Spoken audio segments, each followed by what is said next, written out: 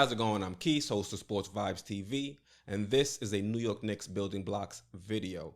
I've had a few videos like this on the channel, but I don't think I gave a proper explanation as to where I'm trying to go or where my thought process is with this video series.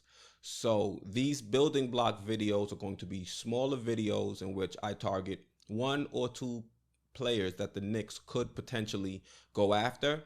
And I show you realistic ways that we could go and acquire them.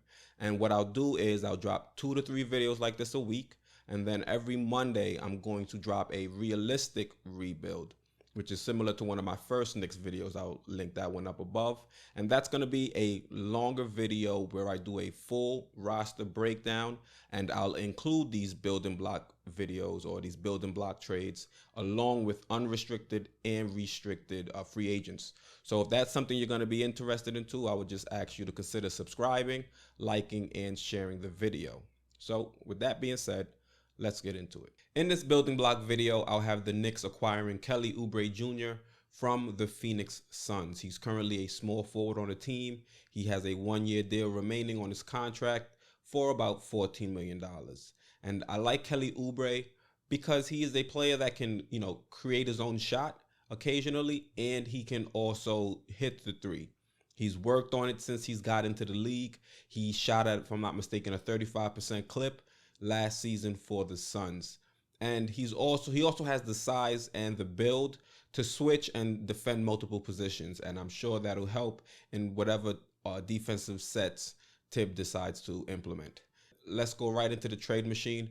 That way I can kind of show you how the trade would actually go through. Okay, now that we're in the trade machine, you can see Julius Randle has a contract for $18.9 million. You guys know I think he should be moved to another team, and he's going to be included in this deal. So, trade to the Suns. And we're also going to move Kelly Oubre over to the Knicks. If you think that's all it's going to take for us to acquire Kelly Oubre, then we can just move forward with that trade. It'll be approved. Now, me personally, I don't think that's going to be enough, so I'm going to have to adjust the trade. All right, so now look. In addition to Julius Randle, I believe we're either going to have to include Frank Ntilikina or Dennis Smith Jr. If you believe Dennis Smith Jr. has the more potential and you want to keep him with the Knicks, then you can send off Frank. And if you think Frank is the better player, then you can do it vice versa and send off Dennis Smith Jr. But just for this purpose, we're going to include Frank.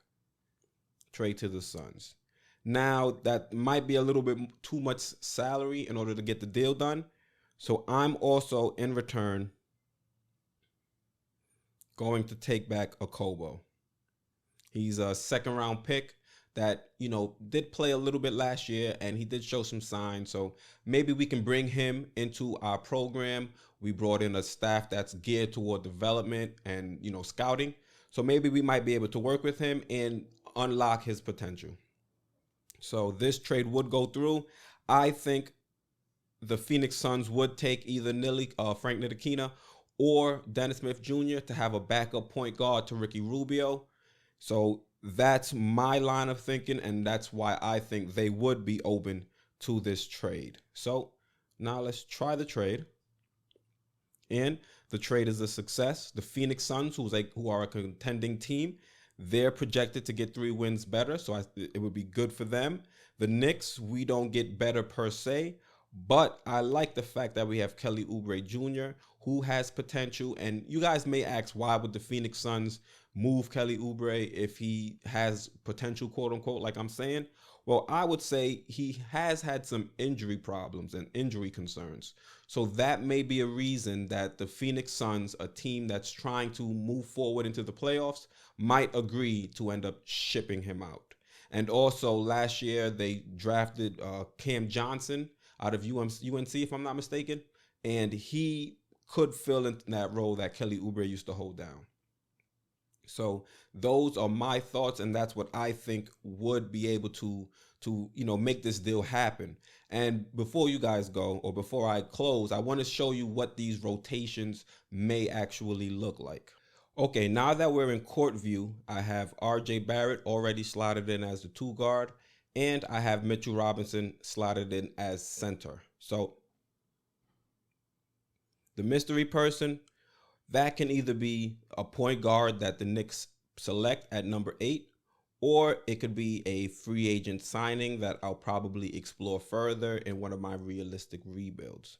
So just that's a placeholder for a new acquisition at point guard, or whoever we don't trade from, Frank Ntilikina or DSJ, one of them can slide in at point guard as well. So that's an option. Also, what we can do is we can move Kevin Knox to the 5. That's not even neat and tidy. There we go. If you look at players like Brandon Ingram, you look at players like Jason Tatum, those are players that are similarly built to Kevin Knox. Kevin Knox is about 6'7", 205, 210, and Jason Tatum is a little bit taller, 6'8". And if Jason Tatum and the Boston Celtics can implement that lineup with Tatum at the 4 with success, I don't see why the Knicks can't do something similar with Kevin Knox. And the benefit of this is it allows us to move Kelly Oubre into the starting lineup as the 3. So, that's all off. Let me make it a little bit more tidy. All right, there we go. So that would put Kelly Oubre at the 3, and it would allow us defensively to switch pretty much everything. If RJ is guarding the primary ball handler in the pick and roll, Kelly Oubre can switch on and, continue to guard that remaining possession. Same thing with Kevin Knox. Let's say Kevin Knox is guarding a point forward, like, let's say Draymond Green. One of either RJ or Kelly Oubre can, fight through the pick or stay off the pick, play off the pick, and continue to guard Draymond Green. So that gives us a lot of versatility defensively. And offensively, it also helps out because Kevin Knox is a better shooter than Julius Randle, and Kelly Oubre is a better, shooter than Julius Randle. So now we're adding 2 better shooters into our starting lineup, and that should help us out dramatically. They aren't the best 3-point shooters, but they add more shooting than we had previously. So it's a deal that I think would benefit the Knicks greatly. And, I would actually like to see something like this go through. If the Knicks can't get a better player for Julius Randle, I would not be upset if we took a shot with Kelly Oubre. Remember, the Knicks, they did a major overhaul with our front office and coaching staff, and it looks like they're really taking time to develop, and they're really investing in developing our players and scouting players. So let's hope if they were to do something like this, they would be able to work with Kelly Oubre Jr. and actually unlock his full potential. So you guys, let me know how you would feel about this trade down in the comments. I would really like to hear your opinions on this. I know I spoke to a few subscribers previously, and they have mentioned Kelly Oubre multiple times. So I know this is something that's been on Knicks fans' radars. So I really wanted to just try to show you or bring it to life. All right. So let me know what you think. I'm Keith, host of Sports Vibes TV, and I'm out.